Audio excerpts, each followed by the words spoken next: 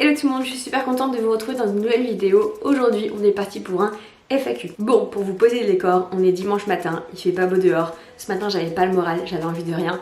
Bref, et je me suis dit que c'était pas mal pour vous filmer un petit peu ce petit FAQ pour discuter un peu avec vous. C'est vrai que ça me fait du bien de parler, de pouvoir un petit peu échanger avec vous. C'est vrai que YouTube c'est un moyen aussi de pouvoir être peut-être plus proche de vous, peut-être plus vous parler que sur des stories Instagram, etc. D'ailleurs, la première question est super intéressante, c'est en ce moment comment je vais vraiment. Comment ça va mon moral? Et ben j'ai envie de vous dire, c'est un peu les montagnes russes. Des fois ça va, des fois ça va pas. On va dire que je trouve qu'en ce moment sur les réseaux sociaux, on voit tout le monde faire du sport, on voit tout le monde bien manger, on voit tout le monde cuisiner, faire du rangement, faire du tri, etc. Et c'est un peu anxiogène, c'est un peu angoissant. C'est-à-dire que, limite, t'as pas le droit de rester dans ton lit à rien faire, t'as pas le droit de manger un peu n'importe quoi, c'est un petit peu ça. Et alors, je ne défends rien, ni l'un ni l'autre, mais je trouve que moi, personnellement, je fais du sport, je me fais à manger, je cuisine, je mange bien, mais aussi des fois je reste dans mon lit toute l'après-midi à soit travailler, soit rien faire, soit des fois je fais des siestes pendant 2 heures. Ouais, ça m'arrive, des fois je m'entraîne pas. Je suis un petit peu entre les deux. Alors c'est sûr que c'est mieux de voir les choses positives pour avoir du positif et pour aller bien au niveau du moral. Mais je pense que personnellement, je suis en bonne santé, ma famille, mes proches sont en bonne santé. J'ai de la chance sur ça et c'est vrai que je pense beaucoup au personnel médical, aux pompiers, aux policiers, toutes les personnes qui continuent à travailler en cette période, qui continuent à nous aider dans ce moment qui est assez difficile par rapport à ce virus. Et du coup, des fois, on a l'impression, on se dit en fait, il faut absolument que j'aille bien parce que je suis chez moi, je vais bien et tout ça, et les autres dehors, ils travaillent, etc. Enfin, oui, c'est vrai qu'on est privilégié, c'est sûr que oui, on a de la chance, mais c'est pas pour autant qu'il faut absolument qu'on soit toujours pompé up, trop bien, je suis trop bien quoi. On a le droit de pas avoir le moral, on a le droit d'en avoir marre, on a le droit de s'engueuler avec ses proches avec qui on est en confinement, on a le droit on a le droit un petit peu de tout ça et c'est normal. Principalement en général moi je vais bien, mon moral ça va, il y a des moments où ça va pas et c'est normal, mais c'est pas la fin du monde. Donc voilà, pour tout vous dire, je suis normale, je ne suis pas tous les jours hey, salut tout le monde, aujourd'hui on va courir 30 km. Voilà, d'ailleurs j'ai hâte de recourir. Bref. La deuxième question, ne trouves-tu pas que c'est trop contraignant de poster tous les jours sur les réseaux sociaux? Alors pour tout vous dire, avant je me mettais énormément la pression sur ça. Il fallait absolument que je poste tous les jours à 18 h une photo qui fasse des likes, une photo qui fonctionne, une photo qui attire l'œil. Bref, si je me mettais une pression monstre sur ça, c'était incroyable. Et maintenant, plus du tout les gars, je suis tellement tranquille sur ça. Vraiment, enfin, je veux dire, avant c'était le stress de me dire qu'est-ce que je vais poster aujourd'hui, qu'est-ce qu'ils ont envie d'avoir, qu'est-ce qu'ils veulent voir, etc. Maintenant, c'est pas que je m'en fiche, pas du tout, je prends quand même soin de mon contenu, je prends quand même soin de ce que je fais, mais je poste vraiment ce que je veux. C'est-à-dire que j'ai envie de poster, je poste, j'ai pas envie, je poste pas, j'ai envie de poster 2 fois par jour, je poste 2 fois par jour. Voilà, je fais vraiment, j'ai envie de poster le matin, je poste le matin, le midi ou le soir. Alors oui, j'essaie quand même de poster le soir, c'est mieux. Si j'ai envie de poster à 3 h du matin, c'est sûr que je vais pas forcément le faire. Mais c'est pour vous faire comprendre qu'avant je me mettais beaucoup la pression et maintenant beaucoup moins. Troisième question qui fait aussi un peu partie de l'actualité, est-ce que je vais me fixer des objectifs sportifs malgré le confinement après? Moi ce que j'ai dit dans quelques interviews là que j'ai fait pendant le confinement, c'est que on est dans le flou. En fait, on ne sait pas trop où on va. On n'arrive pas à se projeter à 2-3 semaines après. Par exemple, là, c'est le 11 mai qu'on va être déconfiné, ou encore une fois, région par région, etc. Enfin, vous connaissez, je pense. Mais on ne sait pas ce qui va se passer par rapport, que ce soit les salles de sport. On ne sait pas les rassemblements. Pour l'instant, c'est 10 personnes en extérieur, je crois que c'est ça. On ne sait pas ce qui va se passer pour plus tard. Enfin, les grosses courses comme le semi-marathon de Paris, le marathon de Paris, qui sont en octobre, etc. Alors, je sais pas, hein, mais est-ce qu'elles vont avoir lieu?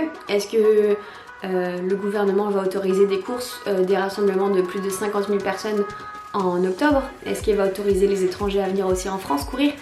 Voilà, je sais pas du tout, c'est pas du tout un avis que je donne, je ne sais pas du tout. Personnellement, j'aimerais bien que ça se passe parce que c'est un super événement. Après, je ne sais pas quelles sont les répercussions par rapport à la situation à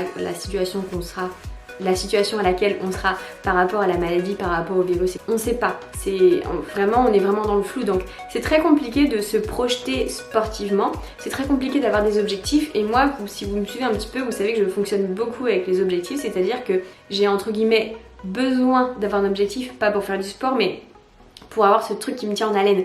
Quand j'avais cet objectif de faire ce trek de 33 km de natation, et du coup j'allais nager, je me posais pas la question et c'était trop cool. Mais Là c'est un peu compliqué, c'est sûr que la reprise de la course à pied, que ce soit sur les quais, en forêt, etc., ça va être très bizarre, vraiment ça va... Je pense pour beaucoup de gens la reprise de la course à pied va être très bizarre, mais en fait c'est comme ça et c'est compliqué de se projeter. Je pense qu'il faut se tenir une rigueur d'entraînement, il faut pas non plus se laisser aller en se disant c'est le confinement, j'ai pas le moral, je fais rien. Il faut pas se forcer non plus, enfin je veux dire, il y a une différence entre se forcer, se mettre la pression et se donner juste un petit coup de pied au cul de temps en temps. C'est vraiment la différence en fait. Donc pour revenir à la question, parce que je suis un peu égarée on va dire, je sais pas trop pour l'instant, j'ai des objectifs, donc le marathon de Muraille de Chine qui va être reporté donc pour 2020 avec Chloé. J'aurais voulu faire une course en natation cet été, une grande traversée. Qui est pas possible parce que même si on est déconfiné en mai, je vais pas pendant 1 mois et demi nager comme une ouf et pour me faire mal aux épaules, non merci. J'ai des objectifs à long terme, pas à moyen terme du coup, mais voilà, je garde le cap et je garde une certaine rigueur d'entraînement pour pouvoir reprendre les entraînements et avoir une certaine forme physique quand j'aurai un objectif. Prochaine question. Qu'est-ce que tu veux réaliser le plus grand challenge ou quel est ton plus grand rêve? Je pense que j'ai déjà fait un truc incroyable comme la traversée de la Manche à la nage, donc l'enduroman. C'est incroyable. Après, bien sûr que j'ai plein d'objectifs et je pense que, en fait, moi je me dis que j'ai envie de pouvoir, alors il faut que je sois claire, j'ai envie de pouvoir faire ce que j'ai envie de faire au moment présent. C'est-à-dire que si je me dis du coup j'ai envie de faire une grande traversée, je sais pas, aux États-Unis, en fait j'ai envie de pouvoir être capable de le faire. Si j'ai envie de... Enfin, je pense qu'en plus mes idées de course viennent au fur et à mesure de comment je grandis, comment j'évolue, comment je prends de la maturité, comment j'avance dans ma vie personnelle, professionnelle et de femme aussi. J'ai envie d'encore faire plein de défis et plein de challenges, mais ça va venir au fil du temps. Et j'ai pas de truc précis vraiment en tête. J'ai juste envie d'être heureuse dans ce que je fais. Prochaine question, je vais y répondre parce que c'est vrai qu'en général je saute la question et je squeeze parce que on me la pose souvent mais je suis pas très à l'aise. Je vais vous dire tout pourquoi, c'est de parler de l'alimentation. Alors déjà, petit 1, je ne suis pas nutritionniste ni diététicienne. Donc du coup je sais pas comment je pourrais vous parler de l'alimentation et de ce qu'il faut faire, sachant que je n'ai pas forcément des notions. Enfin j'ai des notions personnelles, je pense que j'ai des bonnes notions au niveau du sport, etc. Mais pour moi c'est pas mon métier, donc je sais pas, je vois pas pourquoi je vous parlerais de ça. Et deuxième chose, peut-être que vous le savez mais j'ai eu des troubles alimentaires plus jeunes et j'ai pas encore une alimentation sur laquelle j'ai envie d'en parler. Enfin c'est pas un tabou, hein, c'est pas du tout un tabou, mais en fait je me sens pas légitime d'en parler sur quelque chose qui pour moi n'est pas encore très clair, on va dire. Voilà, c'est ça. Prochaine question, comment serait ma vie sans les réseaux sociaux? Alors j'ai envie de dire pareil. C'est-à-dire que bien sûr que ce serait un petit peu différent parce que grâce aux réseaux sociaux et grâce aux marques avec lesquelles je travaille, j'ai pu faire des choses incroyables. Enfin normalement j'aurais dû porter la flamme olympique là cette semaine d'ailleurs. J'ai fait des voyages, j'ai fait des rencontres, des trucs incroyables. Mais pour tout vous dire, beaucoup de gens qui pensent qu'on m'a offert énormément de courses. J'ai payé presque toutes mes courses auxquelles j'ai participé. J'ai payé beaucoup de mes courses. Donc oui, c'est sûr que parfois c'est plus facile quand on est invité sur des courses. Mais principalement, j'ai pas mal payé. Donc c'est pas ça qui m'a forcément trop aidé et c'est moi qui ai envie de faire les choses. Avant de commencer sur les réseaux sociaux, j'avais déjà fait un Alpha Ironman, j'avais déjà fait pas mal de choses. Donc ouais, en fait je pense que ça changerait pas grand chose. C'est sûr qu'après avec les réseaux sociaux, la marque, forcément avec Liv et avec Chloé, ça nous aide énormément. C'est sûr que sur les réseaux sociaux, la marque elle aurait pas le rayonnement qu'elle a actuellement parce que c'est un petit peu grâce à mes réseaux sociaux plus les réseaux sociaux de Liv sur lesquels Chloé travaille beaucoup qui permettent que la marque se fasse connaître. Donc ouais, je pense que ma vie serait entre guillemets pareille de base, mais c'est sûr que les réseaux sociaux ça aide énormément au développement de la marque et au développement aussi de moi, mon image, ce que je fais, tout ça. Prochaine question, comment fais-tu pour faire 100 burpees sans faire de pause? Oui, c'est vrai qu'il y a beaucoup de gens qui m'ont dit mais Marine, t'as fait 100 burpees sans prendre une pause. Après je pense que sans prétention, je pense que j'ai une bonne condition physique et je ne suis pas du tout la meilleure, je ne suis pas du tout la plus forte, etc. Mais je pense que j'ai une bonne condition physique et du coup les burpees pour moi c'est pas quelque chose où mon cœur va monter très haut. J'arrive à gérer mon effort et j'arrive surtout à maintenir mes fréquences cardiaques assez moyenne, pas basse parce qu'elle est quand même assez haute. Du coup j'ai pas besoin de prendre une pause pour récupérer parce que je suis pas assez fatiguée. Enfin si, je suis crevée, à la fin vous voyez je suis morte mais voilà, je pense que j'ai une bonne condition physique qui s'est travaillée avec tout ce qui était mes prépas marathon, Ironman, sur le cardio que je fais aussi, voilà, je pense que c'est sur ça. Prochaine question qui est assez intéressante, avec tous tes exploits que tu as fait et toutes les courses, est-ce que tu te considères comme une athlète? Une athlète? Moi? Non mais pas du tout. En fait j'ai envie de vous dire que dans la vie, il y aura toujours des gens qui seront beaucoup plus fort que vous et des gens qui auront un niveau beaucoup plus faible que vous. C'est-à-dire que moi, il y a beaucoup de gens qui me disent Marine, ce que tu fais, c'est incroyable. T'es vraiment mais hyper forte, tu cours super vite, tu nages super vite, tu fais du vélo, c'est incroyable, tes temps sur marathon, c'est un truc de ouf. Mais il y a des gens aussi qui me disent, et ce que je comprends très bien et ce qui est normal, ah, moi je fais 1h30 de moins au marathon que toi, mon Ironman je l'ai fait en 3 heures de moins que toi. Je cours tel temps, je fais ça. Et c'est normal, moi je me considère pas du tout, mais pas du tout comme une athlète, et c'est pas du tout ce dont j'ai envie. Moi personnellement, j'aurais pas toute cette liberté que j'ai, c'est-à-dire de pouvoir des fois prendre 2-3 jours, partir en déplacement pour travailler. Par exemple, quand on a fait la reconnaissance de la Stratopa, je pourrais pas, genre être en shooting photo toute la journée. Voilà, je fais ce que je veux, donc non, je suis clairement pas une athlète de niveau.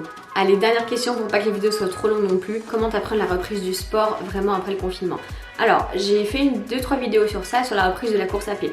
Moi, ce que je peux faire, c'est vous parler de mon expérience par rapport à mon arrêt de sport, par rapport à ma blessure. Alors, c'est différent que d'être confiné chez soi, mais c'est un petit peu la même idée. C'est-à-dire que on a un arrêt de sport ou de notre pratique physique spécifique pendant un moment. Il faut reprendre et on est un peu perdu. C'est-à-dire que je pense qu'il faut reprendre tout doucement. Il ne faut pas reprendre au niveau qu'on avait avant. Il ne faut pas reprendre les charges qu'on avait avant. Il faut reprendre surtout par rapport aux sensations. Vous reprenez peut-être la course à pied. Peut-être, je sais pas, 30 minutes. Et déjà 30 minutes, c'est déjà très bien. Juste en fait que vous compreniez, votre corps ne va rien comprendre. Il n'a pas couru pendant 2 mois et quelques. Et là, il va courir 30 minutes. Donc vous allez vous dire, c'est rien, moi je cours des marathons, peut-être. Mais votre corps va rien comprendre en fait. C'est pareil, si vous retournez à la salle, je sais pas quand est-ce que ça va être d'ailleurs ça, mais si vous retournez à la salle et que vous reprenez une barre en squat, etc. Hyper lourde, votre corps va rien comprendre. Donc peut-être faire une montée en charge progressive, pas forcément mettre le poids auquel vous avez l'habitude de travailler, faire moins de répétitions, etc. Je pense qu'il faut vraiment reprendre tout doucement et réapprendre à votre corps en fait. C'est comme si votre corps c'était votre pote. C'est comme si vous lui parliez à votre corps, vous lui disiez ok mon gars, on y retourne mais doucement, petit à petit, tu vas voir, on va aller progressivement. C'est ça en fait, il faut y aller progressivement. Le conseil que je peux vous donner, c'est y aller progressivement, vous écouter et ne pas vouloir tout faire à la fois. Voilà, bon, j'espère que ce petit FAQ vous a plu. J'espère que j'ai pu répondre à certaines de vos questions. En tout cas, c'est trop cool de pouvoir un peu échanger avec vous. Je suis très contente de pouvoir être un peu plus sur YouTube en ce moment. N'hésitez pas à laisser des commentaires et surtout abonnez-vous à la chaîne. Ça fait toujours plaisir de voir que les gens soutiennent mon travail, soutiennent un petit peu ça. C'est vrai qu'en général, je le disais pas forcément, mais ça fait toujours plaisir quand on voit que les gens continuent à s'abonner et à regarder mes vidéos. Pour ce, je vous fais de très gros bisous. Bon courage pour cette fin de confinement. Prenez soin de vous et vraiment prenez soin de vous. C'est important. Et je vous retrouve très vite dans une prochaine vidéo. Ciao, ciao!